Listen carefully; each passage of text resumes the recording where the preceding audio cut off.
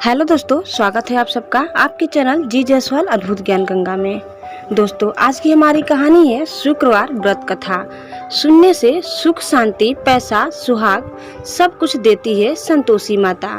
आइए आज हम जानते हैं इस कहानी के बारे में। दोस्तों, हम आगे बढ़ते हैं, लेकिन आगे बढ़ने से पहले आप इस चैनल में नए हैं तो प्लीज इसे सब्सक्राइब कर लें।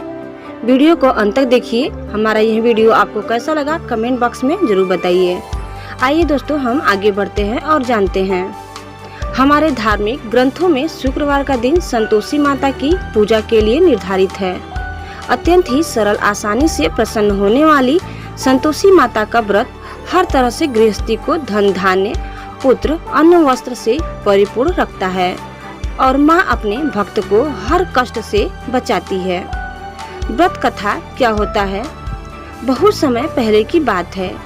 एक बुढ़िया के 7 पुत्र थे। उनमें से 6 कमाते थे और एक निकम्मा था। बुढ़िया अपने 6 बेटों को प्रेम से खाना खिलाती और 7वें बेटे को बाद में उनकी थाली की बची हुई जूठन खिला दिया करती। 7वें बेटे की पत्नी इस बात से बड़ी दुखी थी, क्योंकि वह बहुत भोला था और ऐसी बातों पर ध्यान नहीं देता था। एक दिन बहू ने जूठा खिलाने की बात अपने पति से कही। पति ने सिर दर्द का बहाना कर रसोई में लेटकर स्वयं सच्चाई देख ली। उसने उसी क्षण दूसरे राज्य जाने का निश्चय किया। जब वह जाने लगा तो पत्नी ने उसकी निशानी मांगी। पत्नी को अंगूठी देकर वह चल पड़ा। दूसरे राज्य पहुंचते ही उसे एक सेठ की दुकान पर काम मिल गया और जल्दी ही उसने मेहनत से अपनी जगह बना ली। इधर बेटे के घर से चले जाने पर सास ससुर बहू पर अत्याचार करने लगे। घर का सारा काम करवा के उसे लकड़ियां लाने जंगल भेज देते और आने पर भूसे की सूखे रोटी और नारियल के खोल में पानी रख देते। इस तरह अपार कष्ट में बहू के दिन कट रहे थे। एक दिन लकड़ियां लाते समय रास्ते में उसने कुछ महिलाओं को संतोषी माता की पूजा करते देखा और पूजा विधि उसने सुने अनुसार बहू ने भी कुछ लकड़ियां बेच दी और ₹1.25 रुपए का गुड़ चना लेकर संतोषी माता के मंदिर में जाकर संकल्प लिया। 2 शुक्रवार बीतते ही उसके पति का पता और पैसे दोनों आ गए। बहू ने मंदिर जाकर माता से फरियाद की कि उसके पति को वापस ला दे, उसको वरदान दे। माता संतोषी ने स्वप्न में बेटे को दर्शन दिए और बहू का दुखड़ा सुनाया। इसके साथ ही उसने काम को पूरा कर घर जाने का संकल्प कराया। माता के आशीर्वाद से दूसरे दिन ही बेटे का सब लेन देन का कामकाज निपट गया और वह कपड़ा गहना लेकर चल पड़ा। वहाँ बहू रोज लकड़ियां बीनकर माता जी के मंदिर में दर्शन कर अपने सुख दुख कहा करती थी। एक दिन माता ने उसे ज्ञान दिया कि आज तेरा पति लौटने वाला है, तू नदी किनारे थोड़ी लकड़ियां रख दे और देर से घर जाकर आंगन से ही आवाज लगाना कि सासू माँ लकड़ियां ले लो और भूसे की रोटी दे दो, नारियल के खोल में पानी दे दो। बहू ने ऐसा ही किया।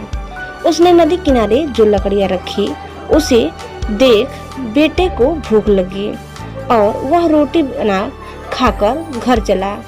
घर पर माँ द्वारा भोजन का पूछने पर उसने मना कर दिया और अपनी पत्नी के बारे में पूछा। तभी बहू आकर आवाज लगाकर भूसे की रोटी और नारियल के खोल में पानी मांगने लगी। बेटे के सामने सास झूठ बोलने लगी कि रोज 4 बार खाती है, आज तुझे देखकर नाटक कर रही है।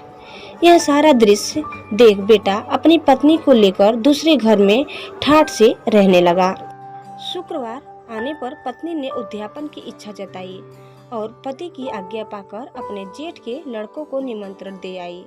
जेठानी को पता था कि शुक्रवार के व्रत में खट्टा खाने की मनाही है। उसने अपने बच्चों को सिखाकर भेजा कि खटाई जरूर मांगना। बच्चों ने भरपेट खीर खाई और फिर खटाई की रट लगाकर बैठ गए। ना देने पर चाची से रुपए मांगे और इमली खरीदकर खा ली। इससे संतोषी माता नाराज हो गई और बहू के पति को राजा के सैनिक पकड़कर ले गए। बहू ने मंदिर जाकर माफी मांगी और वापस उद्यापन का संकल्प लिया। इसके साथ ही उसका पति राजा के यहाँ से छूटकर घर आ गया। अगले शुक्रवार को बहू ने ब्राह्मण के बच्चों को भोजन करने बुलाया और दक्षिणा में पैसे न देकर एक एक फल दिया।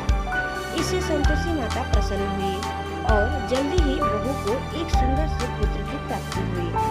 बहू को देखकर पूरे परिवार ने संतोषी माता का विधिवत पूजन शुरू कर दिया और अंत सुख प्राप्त किया। इस व्रत में प्रातः काल स्नानादि से निवृत्त होकर संतोषी माता को स्मरण कर दंडवत प्रणाम करें। पूजा करते समय जल से भरा कलश रखकर उसके ऊपर गुड़ और चने से भरा कटोरा रखें। कथा कहने और सुनने वाले अपने हाथ में गुड़ चना अवश्य रखें और मन ही मन संतोषी माता की जय बोलते जाएं। पूजा के लिए गुड़ चना लेते समय सवाई का ध्यान रखें, यानी अपने सामर्थ्य के अनुसार चना गुड़ ₹1.25, ₹5.25 या ₹11.25 के बढ़ते क्रम के अनुरूप ही ले। कथा समाप्त होने पर हाथ का गुड़ चना गाय माता को खिला दें और कलश पर रखा चना गुड़ प्रसाद के रूप में बांट दें और स्वयं भी प्रसाद लें। इसी विधि से तब तक व्रत करते रहें जब तक आपकी मनोकामना पूरी न हो जाए। मनोकामना पूरी होने पर उद्यापन अवश्य करें।